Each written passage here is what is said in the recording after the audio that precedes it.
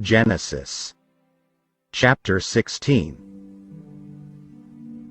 Now Sarai, Abram's wife, had borne him no children, and she had an Egyptian maidservant whose name was Hagar. So Sarai said to Abram, "See now, the Lord has restrained me from bearing children. Please, go into my maid. Perhaps I shall obtain children by her." And Abram heeded the voice of Sarai. Then Sarai, Abram's wife, took Hagar, her maid, the Egyptian, and gave her to her husband, Abram, to be his wife, after Abram had dwelt 10 years in the land of Canaan. So he went in to Hagar, and she conceived. And when she saw that she had conceived, her mistress became despised in her eyes. Then Sarai said to Abram, "My wrong be upon you. I gave my maid into your embrace, and when she saw that she had conceived, I became despised in her eyes. The Lord judge between you and me." Indeed, your maid is in your hand. Do to her as you please. And when Sarai dealt harshly with her, she fled from her presence. Now the angel of the Lord found her by a spring of water in the wilderness, by the spring on the way to Shur. And he said, "Hagar, Sarai's maid, where have you come from? And where are you going?" "I'm fleeing from the presence of my mistress, Sarai." "Return to your mistress and submit yourself under her hand.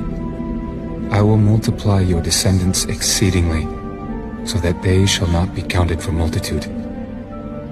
Behold, you are with child, and you shall bear a son.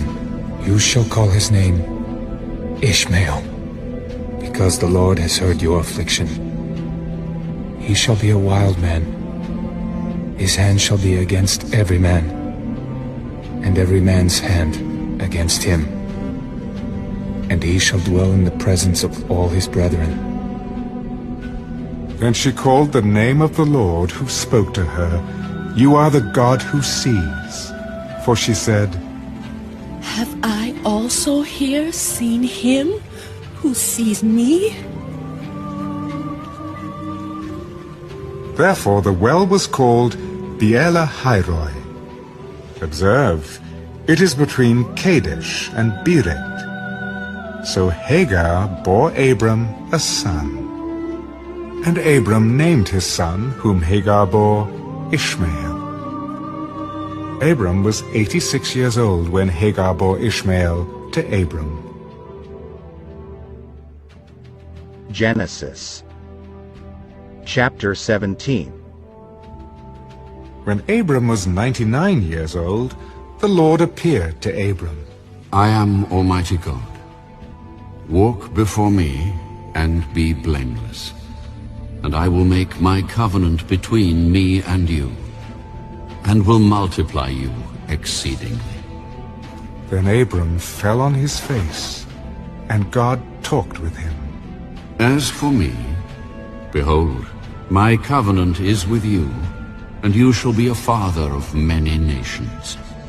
No longer shall your name be called Abram, but your name shall be Abraham, for I have made you a father of many nations. I will make you exceedingly fruitful, and I will make nations of you, and kings shall come from you.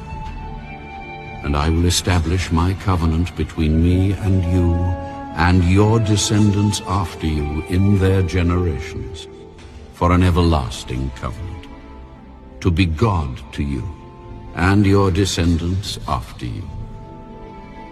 Also I give to you and your descendants after you the land in which you are a stranger, all the land of Canaan as an everlasting possession, and I will be their God. As for you, you shall keep my covenant, you and your descendants after you throughout their generations.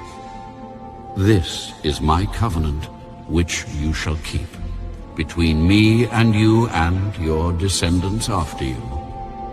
Every male child among you shall be circumcised, and you shall be circumcised in the flesh of your foreskins, and